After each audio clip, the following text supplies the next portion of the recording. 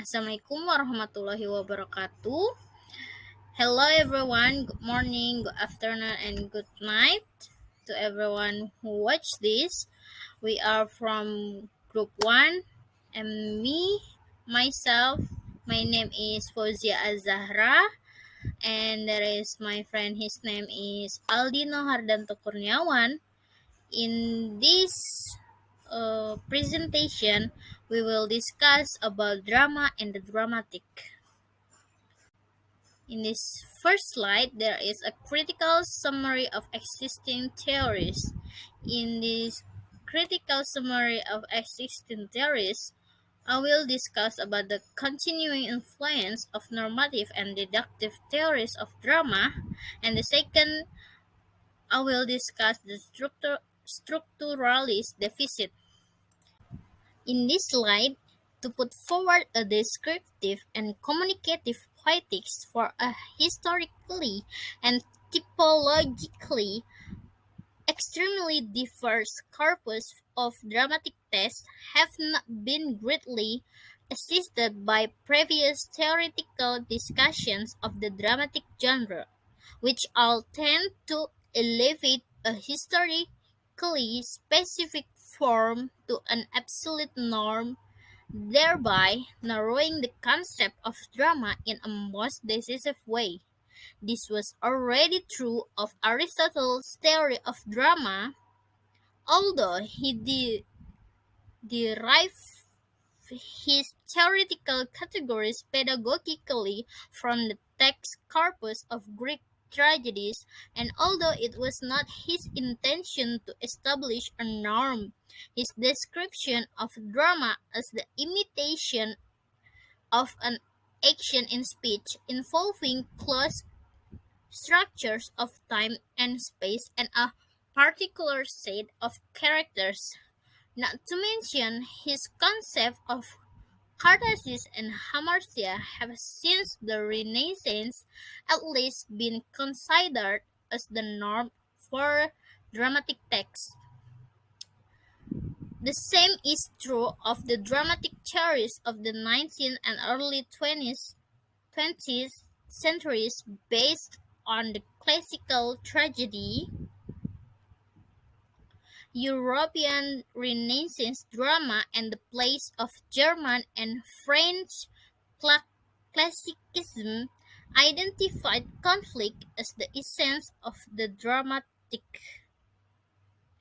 Also, others use Hegel's subject-object dialect as a point of departure to define drama as a synthesis of epic objectivity and real lyric objectivity, and allocated to it the temporal dimension of future, or the distinctive quality of suspense. In this light, the continuing influence of this normative and deductive tradition contemporary research is all the more detrimental in that it has only recently been compensated by a few initial attempts to put forward a descriptive structuralist theory of dramatic text, such as those that have already been applied to narrative and lyric text. The reasons for this are both scholastic and methodological. First, the multimedia unity of the dramatic text was disrupted and by the institutionalized separation of research into literary and theater, theater studies. The consequence was a strong bias towards either the printed page or its presentation on stage. Secondly, critical new developments in literary analysis, such as Russian formalism and new criticism, with their preoccupation with language theory, have neglected a genre whose expressive qualities are not exclusively verbal drama. There has been decisive progress in two other areas, however. First, historical poetics, which has counteracted counteracted the prevailing tendency to define particular historical forms as normative absolutes, and secondly, in semiotic analysis, which interprets the dramatic text as a complex verbal, visual, and acoustic supersign activating various socio-cultural codes. Therefore, to integrate the research reaches in this area into the present studies. The second discussion there is dramatic speech, situation, and dialogue. In this slide, there is topic about narrative versus dramatic speech, a communication for narrative and dramatic text, the absolute nature of dramatic text, the time-space structures of narrative and dramatic text. Also, last, dialogue in dramatic and narrative text. Narrative versus dramatic speech. Of the qualities that enable us to distinguish narrative from dramatic text, one of the historically most consistent may be defined on the level of the speech situation as the communicative relationship between author and receiver. The beginning of a text typologically of this kind may be found in the third book of Plato's Republic, which distinguishes report and representation according to whether the poet is speaking himself or whether it is the characters who are allowed to speak. From this speech criterion, he is then able to propose the following method of classification, namely, there is one kind of poetry and tale-telling that works wholly through imitation, tragedy, and comedy, and another which implies the recital of the poet himself, best exemplified in the dithyramb, and there is again that which operates both in epic poetry. Thus, dramatic texts may be distinguished from epic or narrative texts in that they are consistently restricted to representative mode, the poet never allowing himself to speak directly. Of course, in the light of reason narrative theory, one might object that even in narrative text, it is not the author who speaks, but a fictional narrator created by him. Nonetheless, this objection does not detract from the fundamental importance of this categorical distinction. For while the receiver of a dramatic text feels directly confronted with the character represented in narrative texts, they are mediated by a more or less concrete narrator figure. In a communication for model for narrative and dramatic text, there is a diagrams of the communication models for dramatic and narrative text. Included in this section should help to clarify this distinction. A. We have a narrative text. In this diagram, this model classifies the sender and receiver positions according to the various superimposed semiotic levels. That S4 stands for the actual author in his socio-literary role as the producer of the work, where the S3 for the ideal author implied in the text as the subject of the whole work, and S2 for the fictional narrator whose role in the work is formulated as the narrative medium, and S or R1 for the fictional characters communicating with each other through dialogue.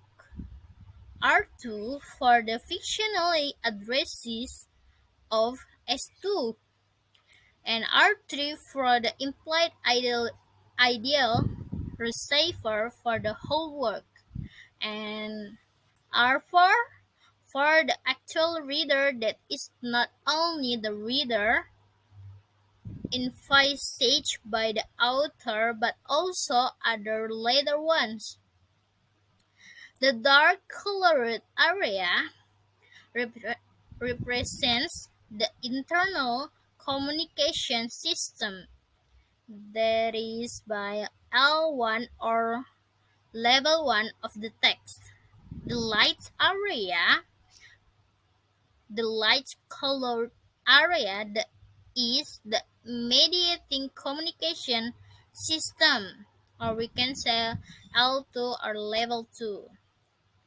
For the superimposed level 3, L3 and L4 is the external communication system, first in idealized form, then in its real form.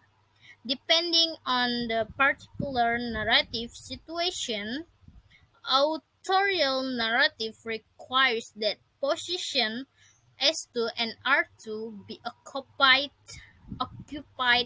by fully independent characters. A narrative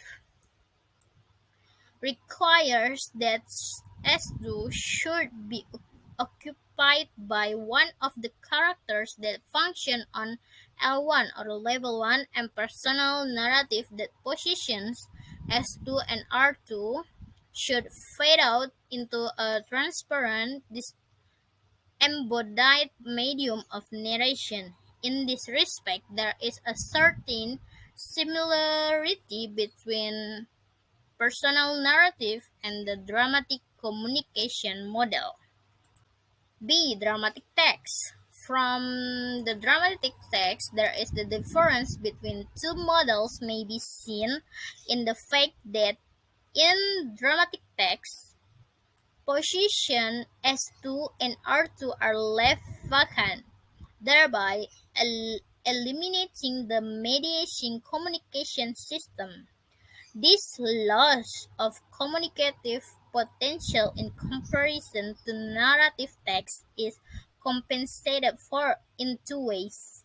However, first, dramatic texts have access to nonverbal codes and channels which are able in part to take on the communicative function of S2 and R2. And secondly,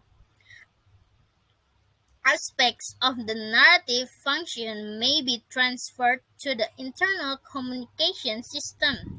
For example, by means of the type of questions and answers from S or R1 designed to inform the audience more than the protagonists do themselves, having already established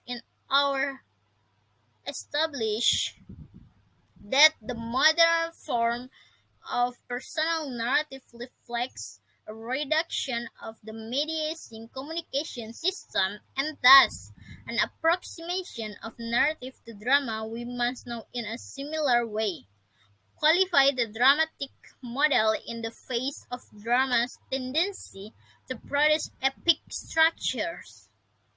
These include, for example, for chorus in classical tragedy, the allegorical characters in medieval morality plays interpreting their own roles to the audience with homiletic directness, the explanatory and interpretative function of paratext in the form of introductions, prefa- prefaces, or extended stage directions, and finally the introduction of commentator or producer figures in modern epic drama.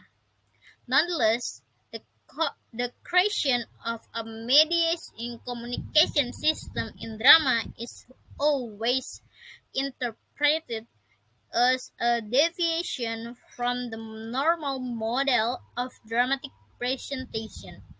As a fundamental principle, this model retains its validity and heuristic value.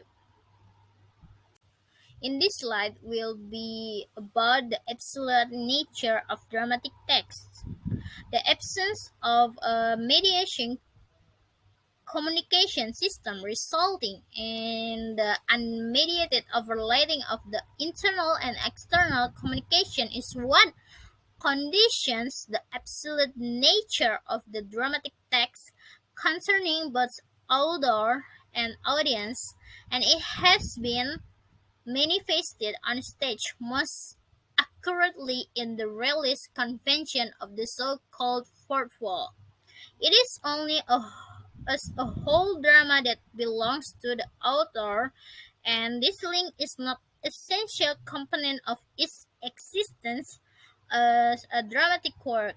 A drama exhibits the same absolute quality concerning the spectator. A dramatic utterance is not addressed to the spectator any more than it is a statement by the author. The absolute autonomy of drama that Condi talks about does, of course, not really exist. It is fictional and may therefore be broken at various times by an aside, a monologue,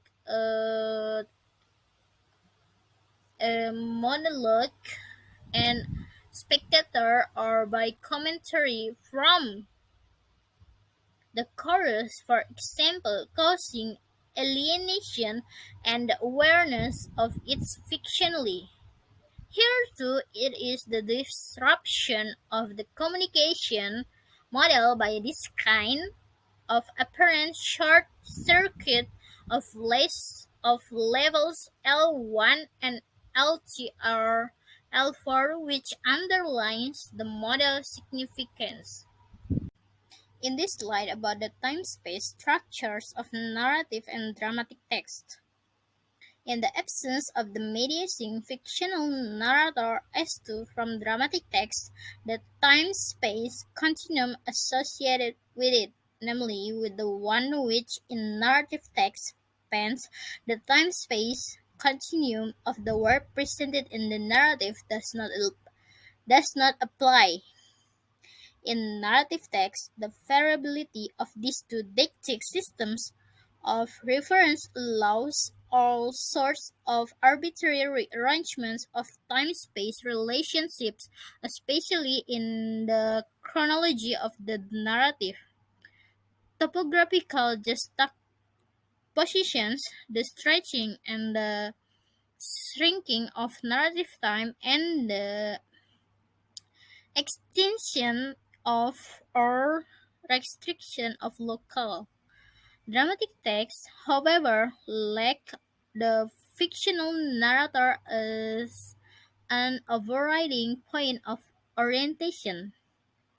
Here it is, therefore, the time-space continuum of the plot alone that determines the progress of the text within the individual scenic units. Seen from the perspective of the implied author S3, it is only the act of choosing the various scenic units with their perspective, time-space, proportions, and relationships towards the plot as a whole that is of intentional and communicative relevance, whereas the invariable continuity and homogeneity of time and space within the chosen scenic unit is a condition of the medium of drama, and thus, finally, of the dramatic communication model. At the same time, the elimination of the mediating communication system in dramatic text creates a sense of immediacy in the action on stage in the way it enables both the dramatic text and its reception process to take place simultaneously. Conversely, in narrative text, the time scale of the narrative is eclipsed by the time scale of the narration process, thus distancing the narrative into the past. This temporal immediacy dramatic presentation is one of the prerequisites for its physical enactment on stage. In this slide about dialogue in dramatic and narrative text, while the narrator's discourse and that of the fictional characters quoted by the narrator overlap in narrative text, the verbal U-turns produced in the course of the multimedia enactment of a dramatic text are reduced to the mono or dialogical speeches of the dramatic figures. This limitation is the second essential precondition indispensable for enacting drama on stage. In other words, the characters can present themselves directly in their role as speakers. It is therefore the figure speech and above all dialogical speech which constitutes the predominant verbal metric used in dramatic text.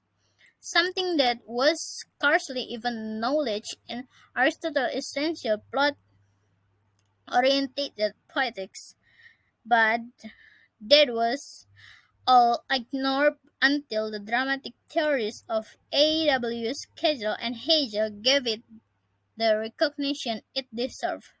In lyric and narrative text, dialogue is but one of several optional formal elements.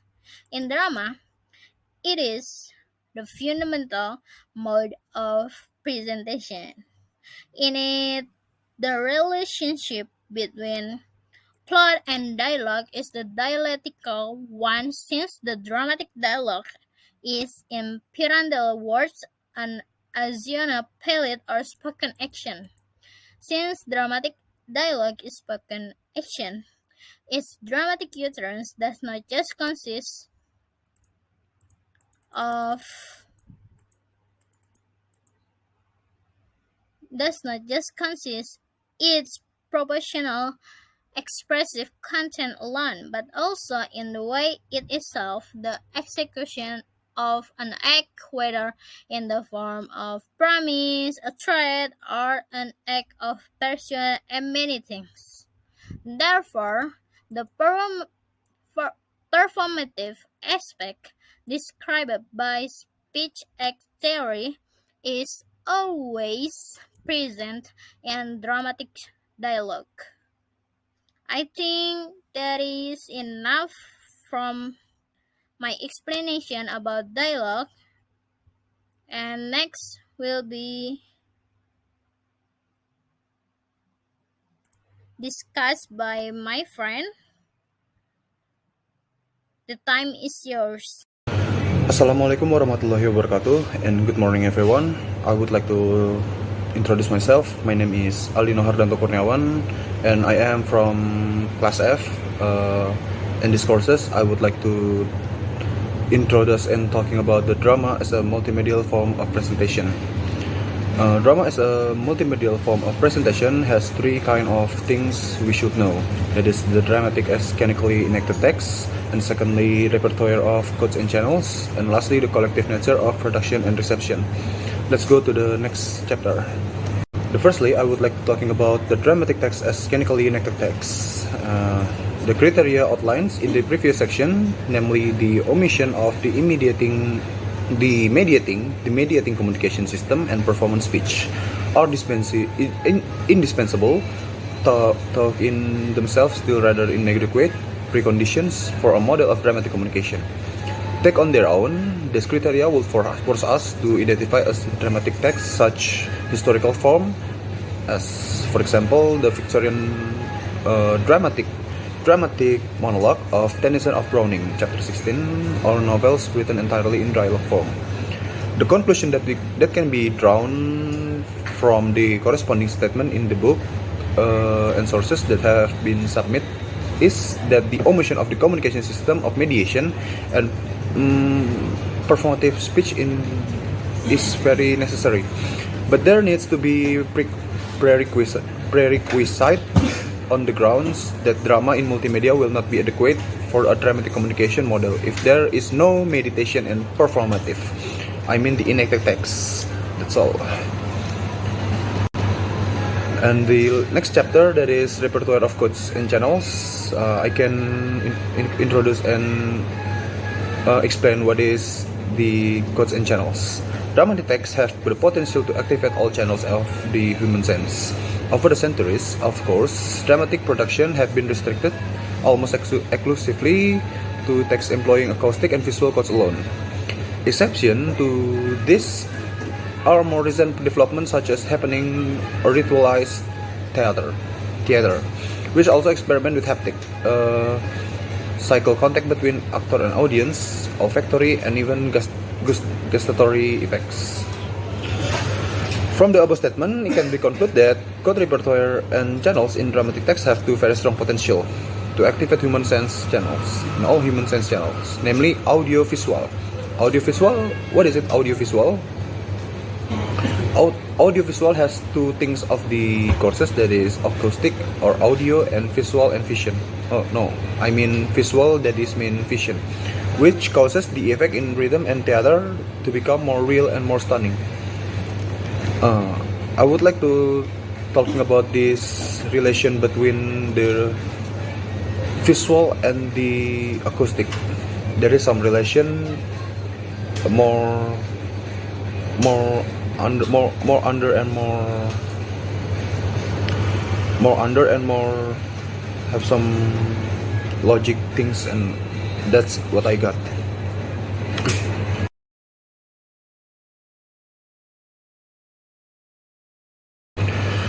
The collective nature of production and reception. Okay, I would like to talking about these causes and this material.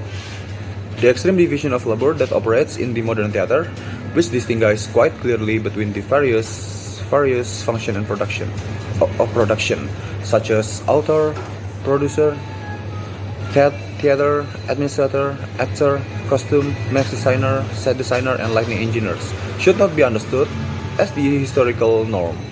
You can see below a 2.4.3 at the book and the 2.4.4 at the book 2.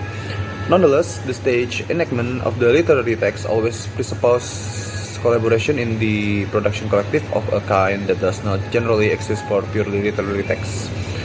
We can conclude that from the text we got in the book that has been shared and read, the collective nature of production and acceptance can be operated if there are sufficient resources such as theater, actor, writers, computer, administrators, costume, and mask designer, and so on. In a sense, collaboration between production and productive must be balanced. Next chapter. And lastly, I would like to talking about drama in the context of public performance and activities. The features associated with dramatic text analyzed in the preceding section are all qualities that apply to non-literary performance activities. If performance can be described as the doing an activity by an individual or group largely for the pleasure of another individual or group, then drama belongs to this category as much as games with fixed rules, sporting competition, ritual, and unstructured form of play. All of these share the indirect nature of the relationship with the world. I think that's all that I got. 5 minutes is enough for myself to end my partner, and I would like to say thank you for all of you, who is read and who is see the courses, and I will end it. Wassalamualaikum warahmatullahi wabarakatuh, and good morning everyone. Thank you for your listening and watching our video discussing about drama and the dramatic. And may all those we share be beneficial for all of us. I would like to apologize if there is my mistake. I hope you have nice days. Thank you. Wassalamualaikum warahmatullahi